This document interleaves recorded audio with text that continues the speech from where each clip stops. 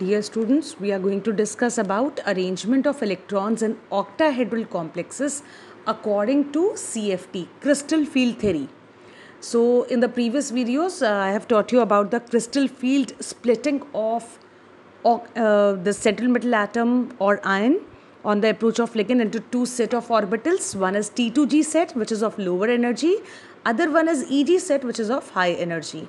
And if you remember, T2G set comprise of three orbitals which are in between the axis x, y and z. They are dxy, dyz and dxz.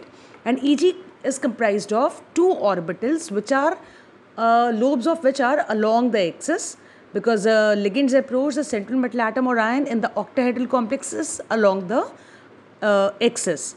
Now here we have two orbitals, that is dx square minus y square and dz square. Now we are supposed to see here now how the electrons are filled up in these octahedral complexes. So dear students, we will be discussing this particular portion with respect to the nature of ligands. Now suppose I have right now with me weak ligands. We are discussing about weak ligands. Now in case of weak ligands, how electrons are filled up, we are going to discuss this. Now suppose we have a central metal atom or ion with the d1 configuration. That means in its d orbital it has only one electron. So that one will go in the lower energy. So the first orbital is dxy. Now suppose we have a central metal atom or ion with the d2 configuration. That means two electrons in the d orbitals. So one electron will be in dxy and other one will be in the dyz. Both are of the lower energy. So you can see the filling of electron right now is going on as per the Hund's rule. Now for the d3 configuration, that means when the central metal atom or ion consists of three electrons in the d orbitals, so all three T2G set orbitals, they will get one electron each. Now we have d4 configuration. Now here in this particular portion, you need to remember the nature of the ligand. We are discussing about weak ligand. In weak ligand, we know pairing energy is greater than delta naught. So there will be no pairing of electrons. So how the four electrons will occupy the orbitals? Three electrons will occupy T2G set with one each, and fourth will go in the one of the EG set of orbitals, that is dx square minus y square. Now when we have d5 configuration of the central metal atom or ion, since pairing energy is very high, so there will be no pairing. Alright. So as a result, how the 5 electrons will occupy? 1 each in the T2G set and 1 each in the EG set of orbitals. I hope it is clear to all of you. Now if we have D6 configuration, so 1, 2, 3, since pairing does not take place, 3, 4, 5. Now all orbitals are singly occupied. After getting singly occupied, now the pairing begins with the lowest energy orbital. So 6 electron will go here. Alright. Now D7. In case of D7, one electron will be in all T2G set, 1, 2, 3 and then EG set 3, 4, 5. Now pairing starts 6 and 7. In case of D8, 1, 2, 3, 4, 5, 6, 7, 8. In case of D9, 1, 2, 3, 4, 5, 6, 7, 8, 9. In case of D10, it will be 1, 2, 3, 4, 5, 6, 7, 8, 9, 10. So these are all possible configuration of T2G and EG set of orbitals when the weak ligands, they approach the central metal atom or ion, or we have the coordination complexes with the weak ligand. Now let us see how to calculate the CFSE using this electronic configuration. Dear student, in my previous videos of the CFT, I have taught you that whenever splitting takes place, Alright, whenever there is a splitting takes place and we get EG and T2G set of orbitals, I hope you remember that EG set of orbitals, they have energy plus 0.6 delta naught, and T2G set have got energy lesser, that is minus 0.4 delta naught. So for each electron, number of electron in each orbital will be multiplied the respective values of delta naught when we calculate CFSE. For example, we have for D1 configuration, we have one electron in the T2G. Now T2G set has got the energy, how much? Minus 0.4 delta naught, and EG has got the energy plus 0.6 delta naught.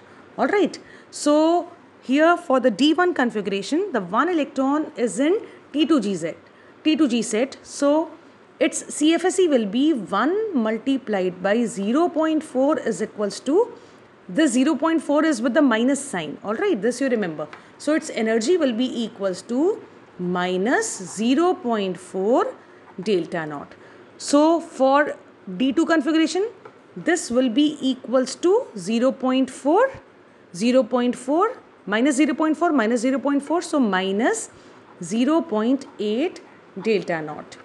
For D3 configuration, 3 electrons in the T2G set, so I can say minus 0.4. I can say here minus 0.4 multiplied by 3 electrons. So will be equals to minus 1.2 delta naught. I hope it is clear. Now for D4 you need to be careful. For D4, 3 electrons are in the T2G set, that means with the energy 0.4 and plus 1 electron in the EG set, the energy is plus 0.6 and 1 electron. So here total becomes minus 1.2 and plus 0.6. So the value is minus 0.6 delta naught. So this way students, you can calculate the CFSE for all these configurations very well. Now suppose I need to calculate now for D9.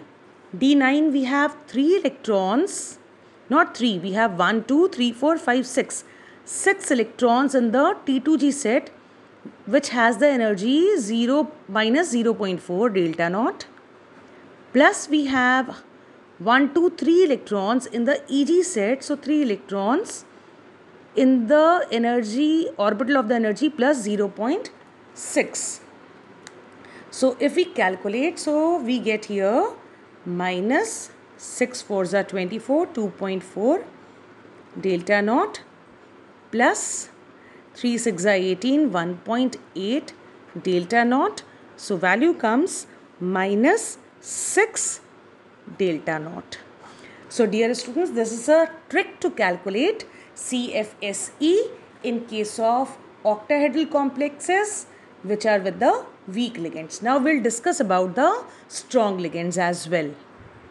Now in case of strong ligands, distribution of the splitting of the set of orbital is same, that is T2G with the energy minus 0.4 delta naught and EG with the energy plus 0.6 delta naught. It is of high energy. EG, we know very well, it's just like in case of weak ligand what we discussed, and it is of low energy. Now suppose we have a central metal atom with the D1 configuration. So first electron, only one electron, so that will go in the lower energy orbital, so that is T2G. In case of D2, one electron in the DXY and 1 electron in the DYZ, lower energy T2G set. D3, no problem, one electron will be distributed among all 3 T2G set orbitals. Now D4, remember that we are going to discuss about strong ligands. Alright, since in the strong ligands pairing energy is lesser than delta naught. Splitting is more in the strong ligands, no? So delta naught has more value than pairing energy. So for D4 configuration, when we come on to the D4 configuration, the 4th electron will get paired up. What does it mean? Look at here. 1, 2, 3. Now 4th electron, since pairing energy is less, 4th electron will get paired up. unlike weak ligands. Now see the weak ligands. In case of weak ligand, when we talked about the fourth electron, it jumped onto Eg set.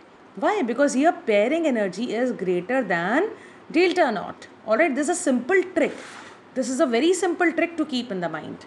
Now D5. In case of D5, 1, 2, 3, again here pairing will take place. 4, 5. In case of D6, 1, 2, 3, 4, 5, 6. In case of D7, 1, 2, 3, 4, 5, 6.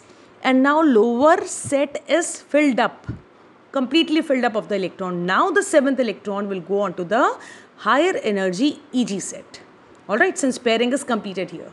Now in case of D8, 1, 2, 3, 4, 5, 6, 7, 8. Sequence of the electron is very, very important. So when you see this video, you watch this step very carefully.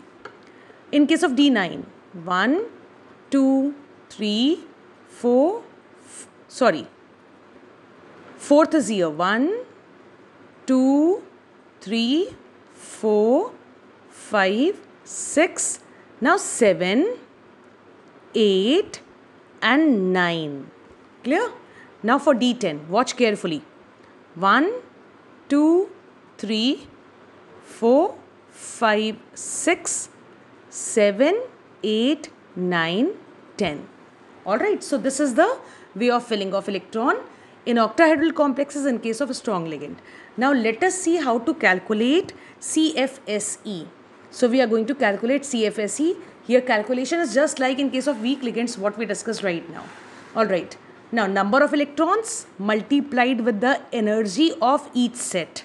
So here in case of D1, 1 electron multiplied by minus 0.4. Why? Because this electron is in T2G set. It's very easy.